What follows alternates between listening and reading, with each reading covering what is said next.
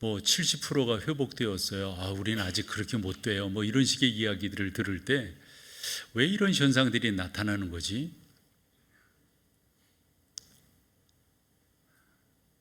진짜 많이 질문하게 되더라고요. 그래서 정말 나는 복음적인 목회를 하고 있는가? 제 스스로 여러분들에게도 여러 차례 말씀드렸듯 저는 사람을 모으는 목회가 아니라 사람을 키우는 목회를 하겠다, 이러며 이제까지 달려온 거거든요. 그런데 코로나19가 뭔데? 그래서 얼마 동안 예배에 안 나왔다. 그래서 가정에서 예배하고 아니면 쉬고 아니면 종족을 감추고 이게 뭐지? 이런 식의 생각을 하게 되는 거예요. 그래서 정말 여러분들에게도 여쭙고 싶은 게, 여러분들이 오늘 이 자리에 오셔서 앉아 예배하시는 이 자리는 어떠한 의미를 담고 있는가, 또 어떠한 예배를 드리고 있는가, 이런 것들을 여쭈며 예배하기를 소망했고요. 저 또한 이제 저의 목회에 남은 시간들이 그렇게 길지가 않잖아요. 이럴 때 어떠한 목회를 할 것인가, 어떤 교회를 지속적으로 세워갈 것인가, 많이 질문하면서 몇 번의 메시지를 준비하는데 오늘 그 첫 번째 시간을 여러분과 가지려고 합니다. 사실 정체성에 대한 문제예요. 우리가 흔히 사복음서라는 표현을 쓰고요, 공관복음이라고 하는 표현을 씁니다. 사복음서 하면 요한복음이 포함된 거고요, 공관복음 하면 요한복음이 빠진 마태, 마가, 누가를 말합니다. 이 공관복음을 보면 다 예수님께서 제자들을 부르시는데, 마태 같은 경우는 4장에다 그것을 기록을 했어요. 누가 같은 경우는 5장에다가 기록을 했고요. 그런데 유독이 마가 같은 경우는 1장에 그 내용을 기록하고 있음을 보게 됩니다. 앞서서 예수님께서 사역을 안 하신 것이 아닙니다. 마가복음으로 본다면 예수님이 세례 요한에게 세례를 받으셨고, 그 다음에 광야에 가셔서 40일 금식기도 하셨다. 이르고 나서 복음을 증거하시던 중 제자들을 부르셨다. 이것이 오늘 1장 14절부터 20절에 나와 있는 이 4명의 제자를 부른 내용이거든요. 그런데 이런 생각이 있잖아요. 우리가 누가 뭔가를 불렀을 때, 우리가 부름을 입었을 때 나한테 무슨 유익이 있지, 어떤 혜택이 있지, 이런 생각 안 할 리가 없잖아요. 예를 들어 본다면 출애굽한 그 당시 이스라엘 백성들을 이렇게 보았을 때 출애굽이 어떻게 이루어진 거예요? 출애굽기 2장을 보면 그들의 삶이 이 바로에 의한 그 학정에서 견딜 수가 없었어요. 그래서 이들이 어떻게 하면 살 수 있을까 하다가 출애굽을 모세에 의해서, 모세의 인도로 하게 되는 거잖아요. 그렇게 해서 나왔을 때 그냥 그들을 출애굽시킨 것이 아니라 하나님께서 이 모양 저 모양으로 도우시는데, 출애굽기 14장에 가보면 홍해바다를 만나게 되고, 그 홍해바다를 앞에 뒀을 때 뒤에는 애굽의 군대가 쫓아왔잖아요. 그때 하나님이 그 애굽의 군대를 어떻게 쫓아오지 못하도록 만드셨죠? 그쪽에다가 흑암의 권세가 지배하도록 만드셨어요. 그리고 구름 기둥으로 그들이 더 이상 흔히 방향을 알지 못하는 거예요. 오지 못하는 거죠. 그래서 자중지라는 말이 적절할지 모르겠습니다만 그 가운데 분란이 일어나가지고, 그때 이스라엘 백성들은, 당시 출애굽한 백성들은 홍해바다 앞에서 이거 어찌하면 좋은가, 어찌하면 좋은가. 그때 하나님이 모세에게 말씀하셨잖아요. 네 손에 들고 있는 게 뭐냐. 그러면서 모세가 떨고 있는 백성들에게 외칩니다. 여러분 가만히 계십시오. 하나님이 어떠한 분인지를 우리 가운데 보여주신다 하셨사오니 여러분 가만히 계십시오. 그래서 홍해바다가 갈라지게 되고 그 가운데 마른 땅처럼 건넜다고 그랬거든요.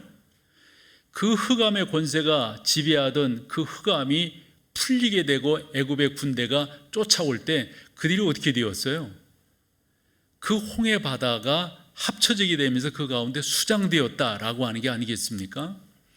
그래서 출애굽기 15장에 가보면 이 내용이 얼마나 놀라웠던지, 모세가 중심이 되어서 오늘 시온성 찬양대의 찬양이 참 귀하고 아름다웠는데 수많은 사람들이 이와 같은 찬양을 했다고요.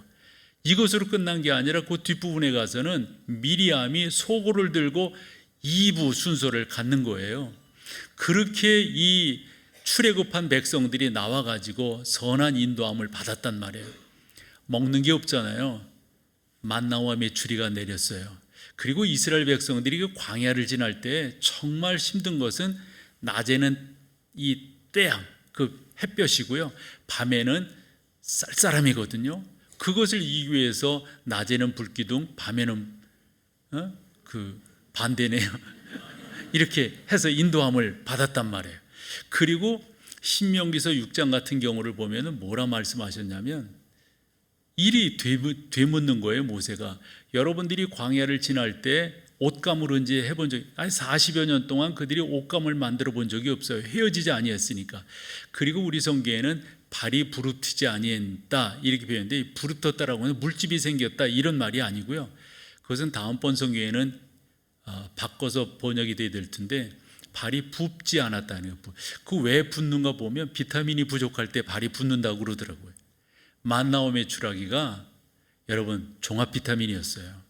이런 은혜를 받으면서 이 백성들이 나왔는데 웬걸 불만과 불평이 생기는데, 이런 식으로 우리가 광야에서 못 먹는 게 있다, 모세에게 따지는 거예요.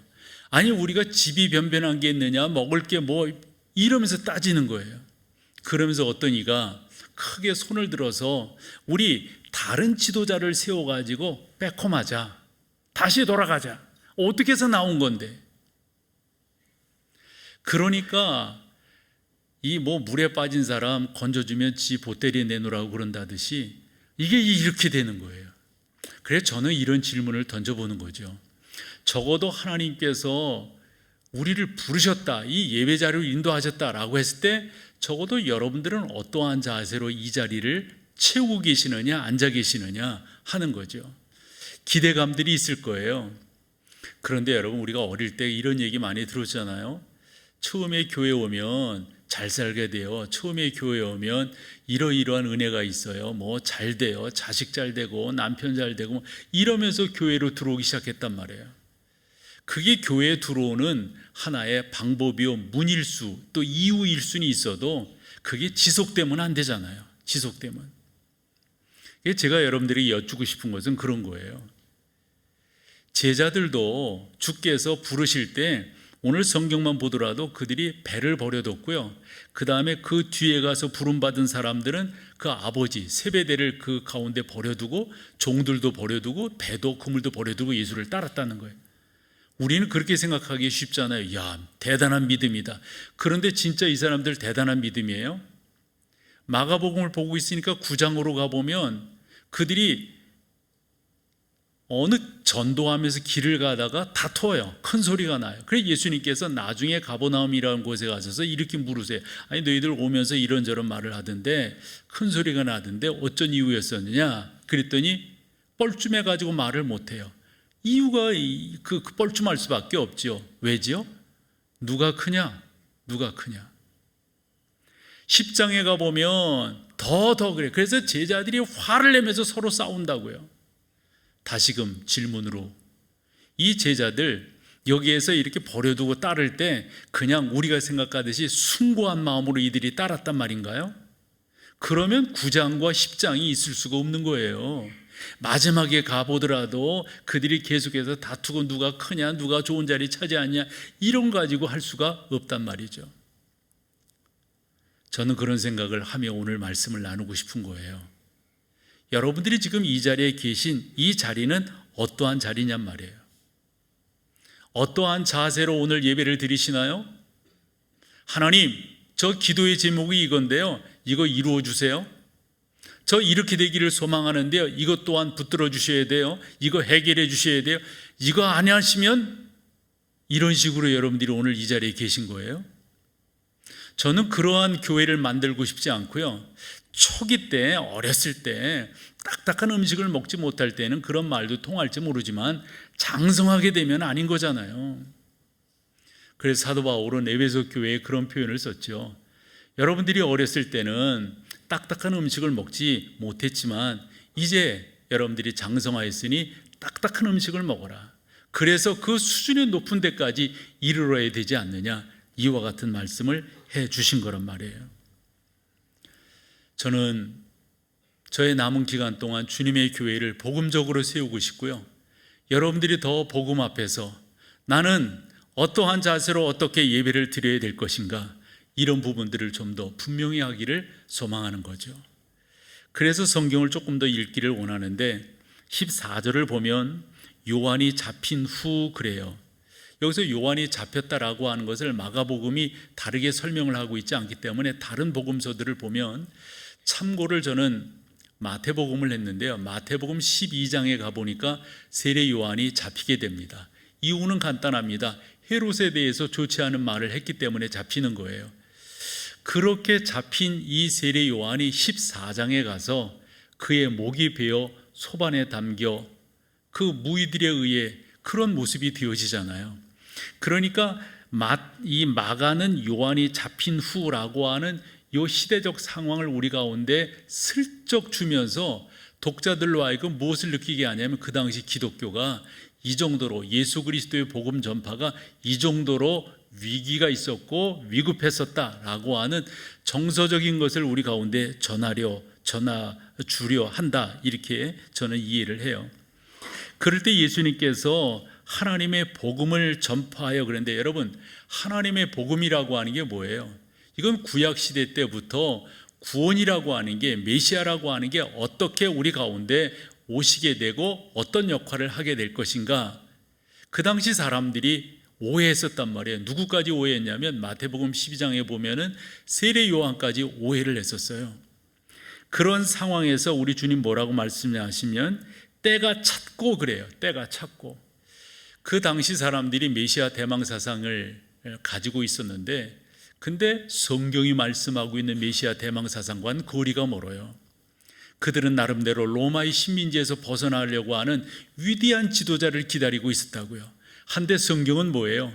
우리를 구원하기 위하여 바울이 빌립보서에 소개한 것처럼 낮고 천한 모습으로 오시는 그 예수님을 우리 가운데 보여주시는 거거든요. 그 분이 오셔서 하시는 말씀이 때가 찼다는 거예요. 때가 찼. 그래서 이와 같은 역할을 감당하기 위해서 내가 너희들을 부른다, 이 내용이거든요. 그때 제자들이 모든 것들을 다 버리고 따랐다라는 그런 말씀입니다. 그런데 그들이 따를 때 그 중심 생각은 뭐였을까? 우리처럼 뭔가 바라고 따랐던 건 아닌가?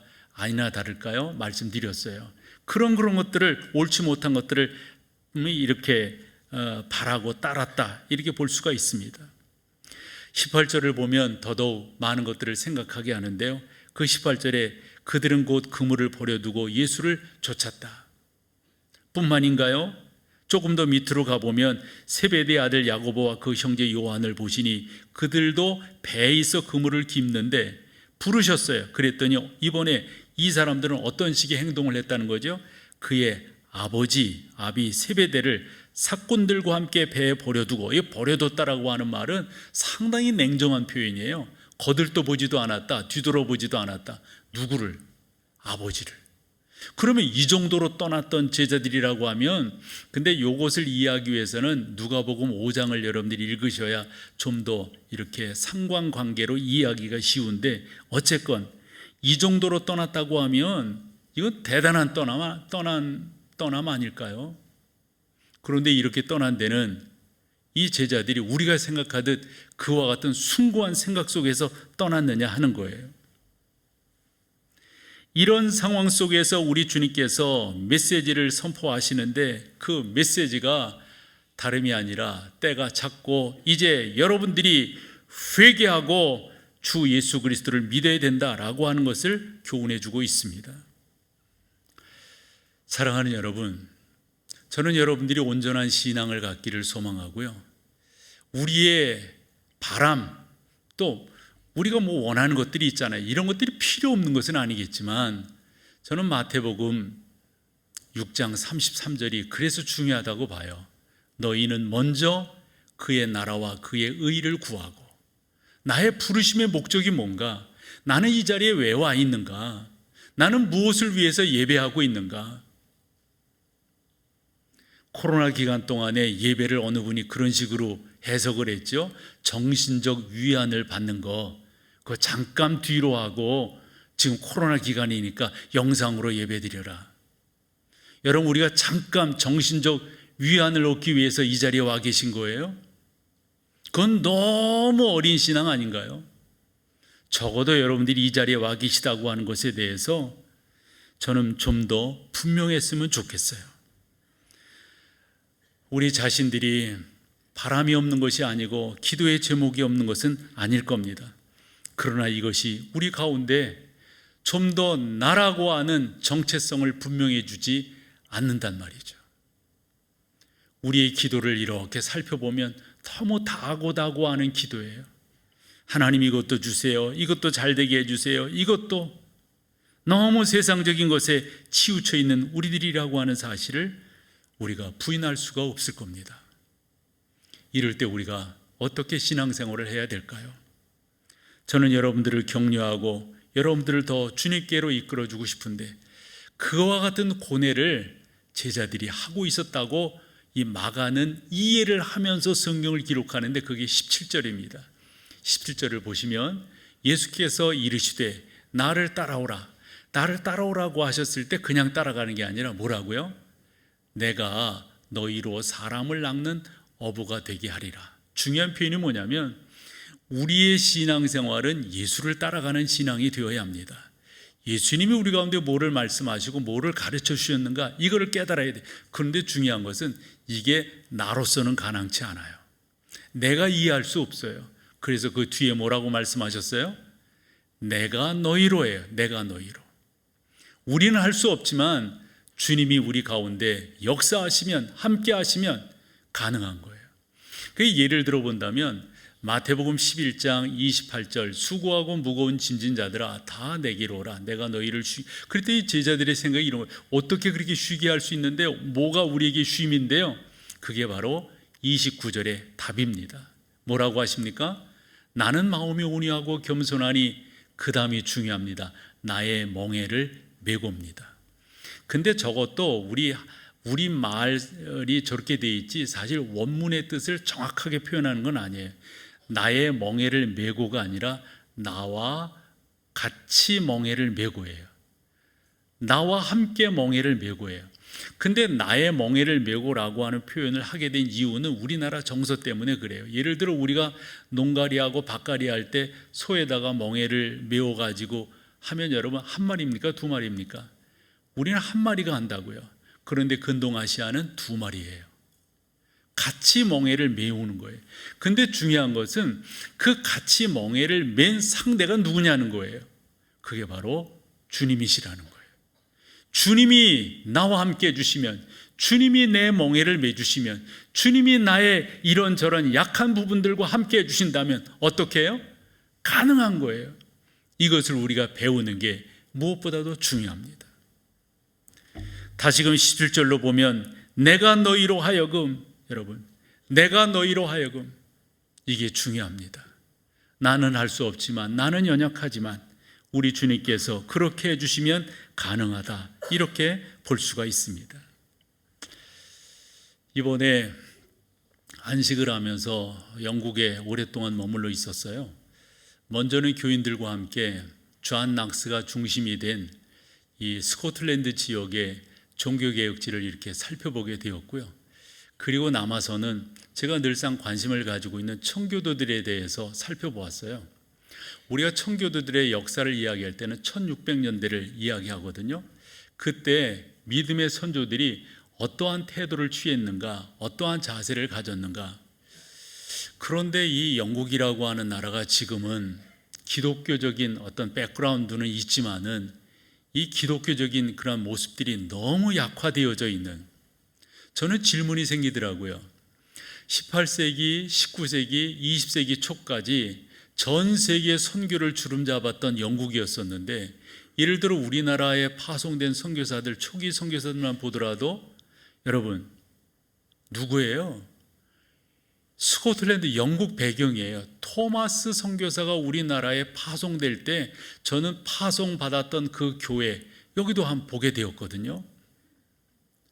그러니까 영국이라고 하는 나라를 통해서 전 세계 기독교가 이렇게 특별히 이 미주권, 그 다음에 이 오세아니아권, 그 다음에 아시아권, 이런데 또 중국, 이런데 다 전해졌다라고 생각을 해요. 중국 선교의 아버지를 우리가 이야기할 때 허드슨 테일러를 이야기하거든요. 그 사람은 어디 사람이에요? 영국이에요. 그런데 지금 영국 어때요? 영국 지도를 보면 영국을 우리가 일반적으로 영어적 표현할 때 UK 이렇게 말합니다. 유나이티드 킹덤이라고 하는 말이죠. 왜냐하면 저렇게 네 나라가 하나의 나라를 형성하고 있기 때문에 그렇습니다. 자치제가 잘 발달되어 있죠. 그러나 외교와 국방은 하나로 이렇게 가고 있습니다. 연방입니다. 그런데 저 북쪽 푸른색으로 되어 있는 데를 우리가 스코틀랜드 지역이라고 보는데, 그쪽 지역이 우리가 관심 있게 보고는 장로교, 특별히 존 낙스를 중심으로 한 그러한 어떤 이 신앙의 모습들이 잘 일어나고 있어요. 에딘버러 같은데 이런 데 같은 경우는 또 이런 기독교적 그런 모습들이 참 좋게 남아져 있죠. 그런데 그 밑으로 내려오면서 어떤 모습을 저는 볼 수 있었냐면, 저는 침례교회가 어디서 나오게 되었는가 잘 몰랐더랬는데 침례교회 발상지는 영국이더라고요. 1600년경 이제 국교회가 이렇게 이루어져 있지만은 진짜 올바른 신앙을 갖고 있는가라고 하는 것을 점검하게 됩니다. 그 점검하게 되는 것, 종교개혁 이후에 동굴아파 쪽에서 재세례파라고 하는, 예전에 받았던 세례는 무효로 해야 된다, 다시금 세례를 줘야 된다라고 주장하는 그러한 재세례파들이 있었어요. 이 사람들의 생각이 이 영국으로 들어와 가지고 다시금 그렇게 신앙의 올바른 고백을 묻게 돼요. 그 묻게 되면서 그렇게 올바른 신앙을 고백한 사람들에게 세례를 행했는데, 그 세례는 침례이기도 하고 또 다른 물뿌림, 우리처럼 하는 그러한 세례이기도 하단 말이에요. 그리고 그 밑으로 내려오면 옥스퍼드를 중심으로 해서 또 하나의 신앙의 하나의 운동이 일어나는데, 그 바로 우리 감리교, 우리가 잘 아는 존 웨슬레가 중심이 된 옥스퍼드 대학에서, 그분들이 이제 다 옥스퍼드를 나온 거 아니겠어요? 거기를 중심으로 한 경건주의가 일어나게 됩니다. 저희는 학교 때 뭐라고 배웠냐면 소책자 운동 이렇게 배웠어요. 그러면서 메도디스트 처치라고 우리 표현하거든요. 근데 이 메도디스트라고 하는 그 말의 의미가 뭐예요? 혹시 그 말 자체가 규칙적이다 하는 말이에요. 그 말 자체가 경건하다 하는 말의 의미를 담고 있어요. 왜 그렇게 스스로 말한 것이 아니라 일반 사람들이 그렇게 말하는, 저 사람들은 아주 규칙적인 사람들이야, 저 사람들은 경건한 사람들이야, 이렇게 메도디스트라고 하는 말을 했다고요. 그러면 그들이 뭐를 규칙적으로 했단 말이에요? 존 웨슬리를 비롯해서 기도하는 시간, 성경을 보는 시간, 묵상하는 시간, 또 다른 걸 하는, 이게 규칙적이었던 거예요. 저는 이런 신앙이 우리 가운데 참 필요하다라고 생각을 합니다. 그리고 나서는 이제 그 영국 땅에서 여러 그 나름대로 신앙에 좋은 것들이 일어나게 될 때 국교회가 그냥 놔두지 않는 거예요. 그래서 그들을 핍박하게 되는데, 억압하게 되는데, 그런 억압이 있을 때 나름대로 신앙을 지키기 위해서 이분들이 참 애쓰는데, 저 위쪽 스코틀랜드 지역으로 올라가서 그곳에서 어떤 역사가 일어나냐면 1638년입니다. 이때 우리가 지금도 우리 신앙의 표준으로 생각하는 웨스트민스터 신앙 고백서가 완성이 됩니다. 이 웨스트민스터 신앙 고백서를 중심으로 신앙생활하는 사람들을 일반적으로 청교도들 이렇게 말하지만, 그 신앙을 온전히 고백하는 사람들 쪽에서는 우리를 청교도라고 부르지 말고 우리를 언약교도들이라 이렇게 불러달라 이런다는 거예요. 언약교도들이라고 하는 말은 뭐예요? 성경대로 살겠다는 거예요. 언약교도들이라는 말은 뭐예요? 성경이 명령하신 그 명령함을 나의 삶 속에서 이루어내겠다 이런 거예요. 그런데 이와 같은 신앙의 경건주의적 모습들을 이 국교회가 그냥 볼 수 없어서 억압을 하잖아요. 탄압을 하잖아요. 그래서 이 사람들이 다음 사진으로 보면 대륙으로 나가게 됩니다. 특별히 화살표되어 있는 저 처음 출발점을 저는 캠브리지 쪽으로 이렇게 찝었어요. 그리고 그들이 간 곳이 어디냐면 네덜란드 쪽이에요. 이렇게 신앙의 자유를 찾아서 떠나요. 이렇게 신앙의 자유를 찾아서 떠나는 사람들을 우리가 일단의 청교도인들 이렇게 말을 하거든요. 그래서 제가 이번에 가서 청교도인들이 처음 이 영국을 떠나서 이 화란 쪽, 이 네덜란드 쪽으로 간 그 지역을 가보았어요. 저는 그 지역의 명칭을 들으면서 또 미국에서 온 사람들이 그런 말을 했다길래 그렇구나 이렇게 생각을 했는데, 영국에 저렇게 떠났던 그 지역이 어디냐면 보스턴이라고 하는 지역이에요. 근데 여러분, 우리가 보스턴 그러면 어디를 생각합니까? 미국에서 온 사람들이 미국에 있는 도시의 이름을 따라서 여기를 보스턴이라고 했나 보네요, 이렇게 말을 한다는 거예요. 정반대잖아요. 여기 신앙의 자유를 찾아서 그렇게 같은 사람들이 신대륙 붐이 불면서 메이플라워를 비롯한 여러 배들을 타고 신앙의 자유를 찾아서 미국에 정착하면서 거기를 신앙의 자기의 고향적으로 생각하면서 도시의 이름을 정했지 않겠어요? 그런데 그곳에 가서 처음 청교도인들이 그래서 그 떠났던 그 청교도인들, 그 언약교도들을 일반적으로 필그림이라고 표현하는데 순례자라는 말이잖아요. 근데 이분들이 쉬운 게 아니었어요. 어떻게 떠났을까 안내하는 분에게 물었어요. 그랬더니 그분들이 떠날 때 이런 모습이 아니었겠는지 하더라고요. 그 사람들이 대륙으로 갈 때 재산을 가지고 갈 수 있었겠어요? 뭐를 가지고? 여기가 삶의 터전이잖아요. 그러나 신앙을 옳게 지킬 수가 없어서 이 모든 것들을 다 버리고 떠나는 거예요. 근데 떠나는 그 지역을 봤더니 흔한 말로 우리가 넓은 바다도 아니고 말이에요, 조그만 이런 고랑 그런 데서 배를 몇 명이 타고 좀 나가면 거기에 큰 배가 기다리고 있어요. 그 큰 배를 바꿔 타고 이제 대륙으로 이렇게 가는 거예요. 그런 생각이 들더라고요. 헤어짐도 있었을 거고 미래에 대한 불안감도 있었을 거예요. 그런데 왜 떠나는 거예요? 저의 질문은 그거였어요. 왜 떠났느냐고. 잡히면 감옥이에요. 잡히면 어려워지는 거예요. 그런데 왜 떠나는 거예요? 이들이 떠났던 이유가 어디에 있어요? 아니나 다를까 그렇게 떠날 때 어떤 사람들이 그 정부에 밀고를 해가지고 이 사람들이 잡혀요. 그러면서 한동안 떠나지 못하다가 또 다른 곳으로 가서 그와 같은 방식으로 떠나는데 그쪽이 바로 제2 청교도 탈출 그런 지역이라고 설명을 하더라고요. 제가 사진을 다 갖고 왔는데 시간상 그런 것들을 못 보여드려서 좀 아쉽지만은, 여러분, 저는 그런 생각을 해요. 이분들이 왜 떠났느냐 말이에요. 우리가 퓨리턴이라는 표현을 씁니다. 퓨리턴이라고 하는 그 표현, 이 퓨리턴이라고 하는 의미가 뭐예요? 청결함 아니에요? 순수함 아니에요? 청교도라고 하는 말이 뭐예요? 깨끗한 사람들이라고 하는 말 아니에요? 그들이 그와 같은 삶의 태도를 가질 때 직업이 주어졌어요? 재산이 주어졌어요? 무슨 명예가 주어졌냐고요? 한국에 수많은 교회들이 있죠. 수많은 사람들이 교회에 나오고 있죠. 그럼에도 불구하고 불교, 캐톨릭 한참 떨어져서 기독교가 신뢰도에 있어서 바닥을 치고 있는 이유가 어디 있는 거예요? 난 그 질문을 여러분들과 같이 하고 싶었어요. 나는 어떤 목회를 하고 있는가? 나와 함께 신앙생활을 하는 성도들은 어떠한 자세로 신앙생활을 하고 있는가 물어보고 싶었어요. 왜 기독교가 비호감이라고 하는 이 옳지 못한, 저는 누명이라고 생각하는데 왜 그런가? 여러 번 말씀을 드리는데 저 청년 때 그때 우리나라 경배와 찬양 80년 그 말기 쪽 이럴 때 막 일어났잖아요.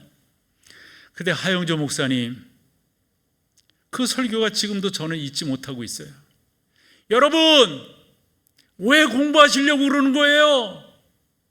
여러분, 왜 잘 되려고 그러는 거예요? 여러분, 왜 그러한 자리에 가려고 그러는 거예요? 여러분, 왜 부자가 되려고 그러는 거예요? 그때 우리의 답은 뭐라고요? 남 주려고요. 적어도 우리가 신앙생활하면서 내 안에 있는 예수 그리스도, 그래서 나는 이렇게 열심히 살아야 되고 이러한 삶을 추구하면 나의 삶을 드러내야 되겠다. 목적이 뭐예요? 목적이. 어느 교회를 알고 있는데요, 그 교회는 군인들이 모여있는 그런 교회예요. 군인들이 9월 달인가 이때 진급 발표가 있나 봐요. 그때는 교회당 새벽 예배에 앉을 자리가 없도록 꽉 찬대요. 만약 내일 발표를 한다잖아요. 그럼 그 다음날 썰렁한 거예요. 내가 그 얘기를 군목한테 들으면서 야, 이게 뭐지? 이게 뭐지? 7월 중순경 제 20일로 기억하는데 그때 한 모임에 예배 초청을 받았어요. 그 모임은 예비역 장군들 이런 분들의 모임이에요. 거기에서 저는 할 말을 준비하고 있는데요.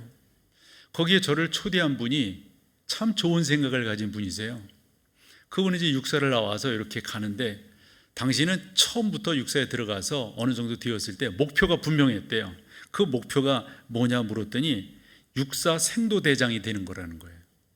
그래서 제가 몰라서 물었죠. 육사 생도대장이 뭐냐 그랬더니 육사 생도대장은 그 기수에서 한 명에게 주어지는데 너무도 영광스러운 자리라는 거죠. 그러니까 이 사관학교 나오면 뭐 소대장, 중대장 뭐 이런 거 하잖아요. 1차적으로 착 가서 별다른 사람, 그 별다른 사람도 뭐 한두 명이겠어요. 그 중에서 되는 사람이 육사 생도대장이. 그래서 제가 물었어요. 왜 그걸 하려고 그러는데요. 이분은 분명했어요. 자기의 이름을 높이는 게 아니에요. 분명한 게 뭐냐면 목사님이 생각해 보라는 거예요.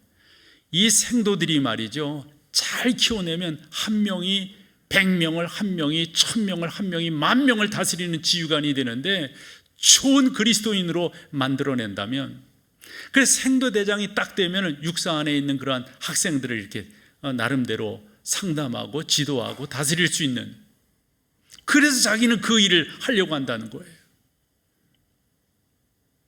여러분, 적어도 우리가 고상해져야 되지 않을까요? 고상한 신앙을 가져야 되지 않을까요?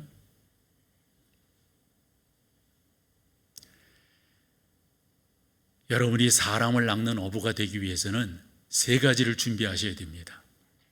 그 첫 번째는 메시지입니다. 메시지.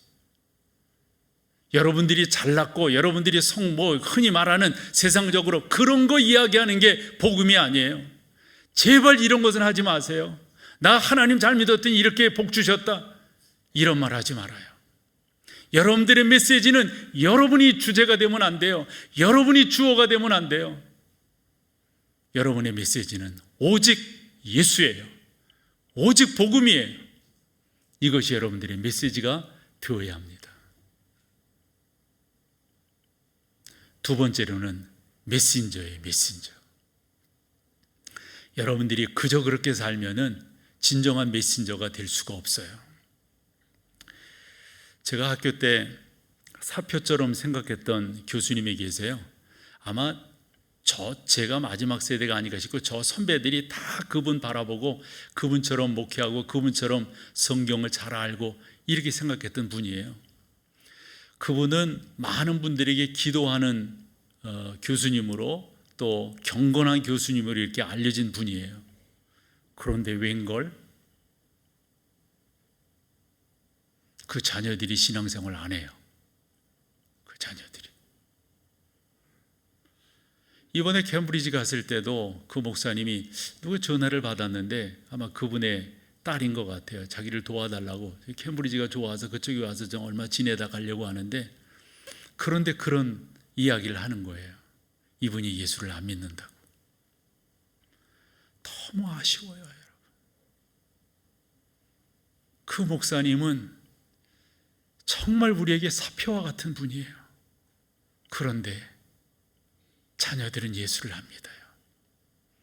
그분의 딸 중 한 분이 내 아버지 누구누구라고 하는 책을 썼는데, 그 책을 보면서 완전히 세상 말로 말하면 놀래. 뭐라고 썼는지 알아요? 그 아버지는 사람들, 학생들 앞에 보일 때는, 교회 강단에 섰을 때는 훌륭한 교수요, 훌륭한 목사님이었는데 집에서는 그렇지 않은 거예요. 그 딸이 표현한 대로 한다면 가정폭력이라는 말이 있죠. 너무 자기 자식들에게 그게 못이 박힌 거예요. 그러면 안 되잖아요. 훌륭한 목사님들의 자녀 중 신앙생활 안 하는 분들 내가 알거든요. 메신저가 중요하다니까요, 여러분. 여러분 생각해 보세요. 여러분들에게 복음을 전해준 그분이 누구예요? 적어도 그 정도의 분이 복음을 전해줬다면 적어도 여러분들의 자세는 달라졌을 거예요. 적어도. 세 번째로, 여러분들이 사람을 낚는 어부가 되려면 기회를 잘 보셔야 돼요. 하나님은 환경을 주관하시는 분이세요. 하나님은 우리의 상황을 이끌어 가시는 분이세요. 그렇게 하셔서 좀 더 복음적인, 좀 더 하나님이 기뻐하시는 그러한 우리 교회, 우리의 삶의 터전, 우리 사랑하는 성도 여러분들이 되신다면 이보다 더 좋은 것이 어디 있겠어요? 전 남은 시간 이런 교회를 만들기 위해서 부단히 노력할 것이고요, 여러분들도 잘 성숙하고 성장하셔서 하나님 앞에서 온전함을 이루어내는 귀한 여러분 되시기를 축복합니다.